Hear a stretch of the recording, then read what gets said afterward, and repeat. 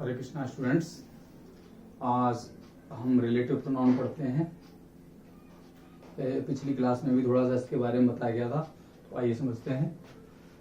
Relative pronoun, the words which are used as interrogative pronoun become relative pronoun when they are used to join clauses and make relation with antecedent. मतलब शब्द जो है वो शब्द जो interrogative pronoun की तरह आपने यूज किए थे वही रिलेटिव प्रोनाउन भी बन जाते हैं जब उनका प्रयोग क्लॉजेस को ज्वाइन करने के लिए, जोड़ने के लिए या एंटीसीडेंट के साथ रिलेशन बनाने के लिए प्रयोग किया जाता है। प्रश्न पूछने की क्षमता तो इनकी समाप्त हो जाती है। अब ये प्रश्न नहीं पूछ सकते। अब ये क्लॉजेस को जोड़ने का काम करेंगे या फिर एंटीसीडेंट के साथ रिलेशन बनाने का काम करेंगे। अभी इस सेंटेंस में, इस एग्जांपल से क्लियर देखिए तो आपको एंटीसीडेंट भी क्लियर होगा। जैसे I met Radha, Radha had just come back from Delhi. अब इस सेंटेंस को हमने बनाया आई मेट राधा, तो देखिए ये जो हु है, ये हु हमने किसके लिए यूज किया? राधा के लिए। तो अब राधा के लिए हु यूज किया तो राधा क्या है? एक नाउन, और नाउन की जगह पे यूज हो गया तो ये प्रोनाउन हो गया। इसने नाउन के रिपीटेशन को रोका, तो एक तो ये प्रोनाउन हो गया। और दूसरी बात क्या है? I met Radha who had just come back from Delhi. तो ये दो सेंटेंसेस थे, इन दोनों सेंटेंसेस को हमने जोड़ा। तो एक तो इसने काम किया, हु ने किसका काम किया? प्रोनाउन का। दूसरा काम क्या किया इसने कि इसने दो क्लॉजेस को जोड़ने का काम किया, एक क्लॉज ये और एक क्लॉज ये, तो कंजक्शन का भी काम किया। तो समझ लीजिए रिलेटिव प्रोनाउन ये दो काम करता है। एक तो रिलेशन बनाने का काम करता है एंटीसीडेंट के साथ, और दूसरा क्लॉजेस को जोड़ने का काम करता है। इसीलिए इसको कनेक्टिव प्रोनाउन या कंजक्टिव प्रोनाउन या रिलेटिव प्रोनाउन, तीनों में से कुछ भी कह सकते हैं। कंजक्टिव प्रोनाउन के नाम से भी इसीलिए इसको जाना जाता है। अब देखिए रिलेटिव प्रोनाउन है, नाउन की जगह आ रहा, तो केस तो उसी तरह होंगे। तो सब्जेक्टिव केस, ऑब्जेक्टिव केस और पजेसिव केस। पर्सन्स के लिए आप यूज करते हैं हु का सब्जेक्टिव केस में, ऑब्जेक्टिव केस में पर्सन के लिए यूज करेंगे हुम का, और पजेसिव केस में पर्सन के लिए किसका यूज करेंगे? हुज का। ठीक। फॉर थिंग्स के लिए किसका यूज करेंगे? सब्जेक्टिव केस में विच का, ऑब्जेक्टिव केस में विच का, पजेसिव केस में ऑफ विच या हुज में से किसी एक का। वो कंडीशन पे डिपेंड करता है, कभी कभी हुज भी लग जाता है। अब बचा ये दैट ऐसा प्रोनाउन है जिसको कि हम पर्सन के साथ भी यूज कर सकते हैं और थिंग्स के साथ भी यूज कर सकते हैं। दैट को हम दोनों ही कंडीशन में यूज कर सकते हैं, चाहे वो पर्सन हो चाहे थिंग हो, दोनों में हम दैट को यूज कर सकते हैं। लेकिन ये हमें आगे पढ़ के मालूम पड़ेगा कि किन कंडीशन में हम दैट का प्रयोग कर सकते हैं और किन कंडीशन में हम दैट को प्रयोग नहीं कर सकते। आगे पढ़ेंगे तो ये बात क्लियर हो जाएगी। वैसे दैट का हम दोनों ही कंडीशन में use as a relative pronoun कर सकते हैं। अब relative pronoun can be used in two ways. Relative pronoun को हम दो तरीके से यूज कर सकते हैं। नंबर 1, पहले नंबर की बात करते हैं, डिफाइनिंग और आइडेंटिफाइंग रिलेटिव प्रोनाउन। पहला नंबर क्या होता है, या कह लीजिए दो प्रकार के होते हैं रिलेटिव प्रोनाउन। तो पहला प्रकार है डिफाइनिंग और आइडेंटिफाइंग रिलेटिव प्रोनाउन। मतलब डिफाइनिंग का मतलब क्या है, अब जिसको समझिए, a relative pronoun that is helpful to identify its antecedent. ऐसा रिलेटिव प्रोनाउन जो अपने एंटीसीडेंट को आइडेंटिफाई करने में सहायक होता है। किस तरह से सहायक होता है? बाय डिफाइनिंग इट, उसको परिभाषित करके, और providing additional information about it, या फिर वो अपने एंटीसीडेंट के बारे में अतिरिक्त सूचना देता है। तो क्या होता है? वो आइडेंटिफाइंग या डिफाइनिंग रिलेटिव प्रोनाउन होता है। वो अतिरिक्त सूचना देता है टू रिमूव एम्बिगिटी, अस्पष्टता को खत्म कर देता है। मतलब एडिशनल इंफॉर्मेशन जब दे रहा होगा कोई भी रिलेटिव प्रोनाउन एंटीसीडेंट के बारे में, तो उस कंडीशन में उसका यूज क्या कहलाएगा, डिफाइनिंग रिलेटिव प्रोनाउन वाला। इसको रेस्ट्रिक्टिव यूज के नाम से भी जानते हैं। और इसमें क्या होता है, the clause begin with defining relative pronoun is called defining relative clause. और ऐसी क्लॉज जो डिफाइनिंग रिलेटिव प्रोनाउन से शुरू होगी या खत्म हो रही होगी, उस क्लॉज को हम क्या बोलेंगे, डिफाइनिंग रिलेटिव क्लॉज। और इस क्लॉज में सबसे ज्यादा अहम और इंपॉर्टेंट बात यह है कि इस क्लॉज में आप कॉमा का प्रयोग नहीं कर सकते, कॉमा का इसमें प्रयोग नहीं होता है। देखिए द बॉय, एग्जाम्पल देख लीजिए, the boy who is blind is my friend. तो देखिए द बॉय, इस बॉय के लिए ही इस हु को यूज किया गया, तो बॉय क्या हो गया, एंटीसीडेंट, हु क्या हो गया, रिलेटिव प्रोनाउन।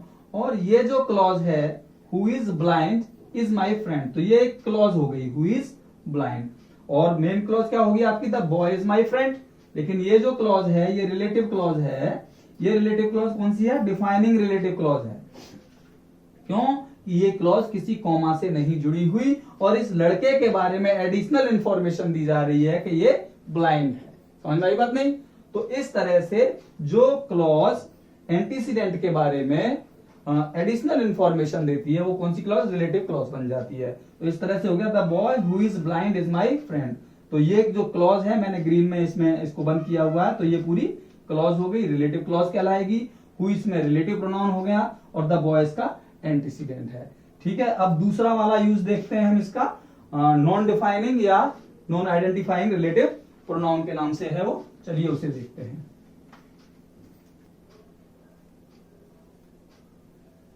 हाँ जी, नॉन एक बताया अभी आपको, डिफाइनिंग रिलेटिव प्रोनाउन या आइडेंटिफाइंग रिलेटिव प्रोनाउन। अब दूसरा है आपका नॉन डिफाइनिंग रिलेटिव प्रोनाउन। इसमें क्या होता है, a relative pronoun that does not identify its antecedent and it does not provide additional information about its antecedent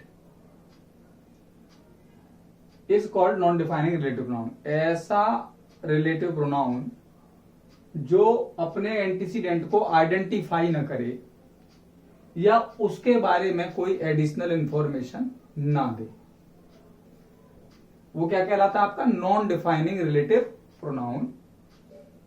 इस तरह के प्रोनाउन से शुरू होने वाली क्लॉज क्या करती है, सिर्फ थोड़ी बहुत सूचना देती है जो पहले बात कही गई है उसके बारे में, लेकिन एंटीसीडेंट को क्लियर करने का काम नहीं करती, एंटीसीडेंट को डिफाइन करने का काम नहीं करती, बल्कि पहले वाली सूचना ही और आगे बढ़ जाती है। जो पहले बात कही गई है, पहले को सूचना दी गई है, वो सूचना ही आगे फर्दर कैरी हो जाती है, लेकिन एंटीसीडेंट को आइडेंटिफाई नहीं किया जाता है नॉन डिफाइनिंग रिलेटिव प्रोनाउन में। दूसरी बात, non defining clause is covered with commas on both side. ये बात ध्यान रखेंगे आप, सबसे इंपॉर्टेंट बात है कि नॉन डिफाइनिंग जब क्लॉज होगी तो वो अपने दोनों तरफ कॉमा से कवर्ड होगी। अगर कॉमा नहीं लगे होते यहां पर तो ये क्लॉज नॉन डिफाइनिंग ना होकर के डिफाइनिंग बन जाती। डिफाइनिंग क्लॉज में कॉमा नहीं लगता। तो देखिए, Ram who killed Ravana was the king of Ayodhya. दोनों तरफ देखिए ये क्लॉज कॉमा से कवर्ड है। इन कॉमा से कवर्ड होना ही इस बात की गारंटी है कि ये नॉन डिफाइनिंग रिलेटिव प्रोनाउन वाली क्लॉज है। तो राम हु किल्ड रावणा, तो ये पूरी एक क्लॉज हो गई, हु किल्ड रावणा। तो इसमें ये जो हु है, हु क्या है आपका, नॉन डिफाइनिंग रिलेटिव प्रोनाउन हो गया, क्योंकि क्लॉज आपकी नॉन डिफाइनिंग रिलेटिव प्रोनाउन हो गया है। और नॉन डिफाइनिंग रिलेटिव प्रोनाउन के यूज होने की वजह से क्लॉज क्या बन गई आपकी, नॉन डिफाइनिंग रिलेटिव क्लॉज। और राम आपका एंटीसीडेंट है। समझ में आ गई बात? दूसरी बात, अब आपको कुछ बता रहा हूं मैं कि हु का प्रयोग हम पर्सन के लिए करते हैं एज रिलेटिव प्रोनाउन। पर्सन्स में रिलेटिव प्रोनाउन की तरह आप हु का यूज करोगे। हु के और भी केसेस हैं, वो मैंने अभी पहले वाले क्लास, पहले वाले मतलब इससे पहले वाली में लिखा हुआ था कि वो जो बना है कि हु, विच, हुज, हुम वगैरह कहाँ यूज हो रहे हैं और विच, दैट वगैरह कहाँ यूज हो रहे हैं। तो उसमें आप देख लेंगे तो हु से रिलेटेड जितने भी हैं, हु है, हुम है, हुज है, वो सब रिलेटिव प्रोनाउन की तरह पर्सनल के लिए यूज करेंगे। Which is use as relative pronoun for things, which का यूज थिंग्स के लिए करेंगे। एक बात आपको यहां याद ये रखनी है कि relative pronoun does not have its own number, person and gender. Relative pronoun का ना तो खुद का नंबर होता है, एक वचन बहुवचन रिलेटिव प्रोनाउन नहीं होता, ना ही उसके पर्सन्स होते हैं, first person second person third person भी नहीं होते, और ना ही उनका कोई जेंडर होता है कि मैस्कुलिन फेमिनिन न्यूटर, इस तरह का कोई उनका जेंडर भी नहीं होता। तो इसलिए इनके साथ जब the verb used with relative pronoun must agree with the number, person and gender of its antecedent. तो ये बात साफ है कि जब रिलेटिव प्रोनाउन का तो ना नंबर होता है, ना पर्सन होता है, ना जेंडर होता है, तो इनके साथ वर्ब कैसे यूज होगी? तो आप वर्ब इनके साथ जो यूज करोगे वो इनके एंटीसीडेंट के अकॉर्डिंग करोगे। एंटीसीडेंट सिंगुलर है तो सिंगुलर की वर्ब, एंटीसीडेंट प्लूरल है तो प्लूरल की वर्ब। समझ में आई बात नहीं? तो जो वर्ब का हमें यूज करना है वो एंटीसीडेंट के अकॉर्डिंग करना है, ना कि रिलेटिव प्रोनाउन के अकॉर्डिंग। देखिए एग्जांपल, आई हु एम। अब आई यहां सब्जेक्ट है तो हु के हिसाब से वर्ब नहीं है, एम के हिसाब से वर्ब लगी है। किसके हिसाब से वर्ब लगी है? एम के हिसाब से। I who am your brother will teach you. He who is my brother will teach me.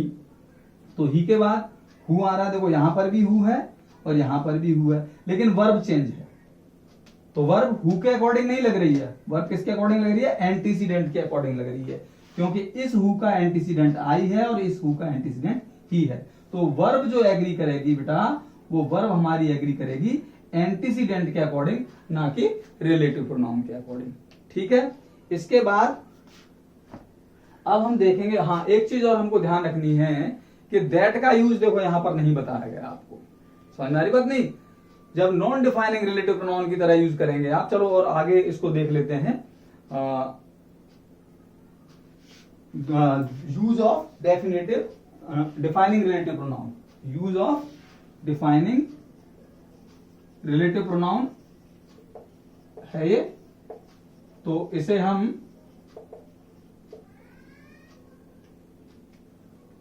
कल की क्लास में देखेंगे कि किस तरह से हमको डिफाइनिंग रिलेटिव प्रोनाउन को यूज करना है और किस तरह से हमने नॉन डिफाइनिंग रिलेटिव प्रोनाउन का यूज करना है। ठीक है, धन्यवाद।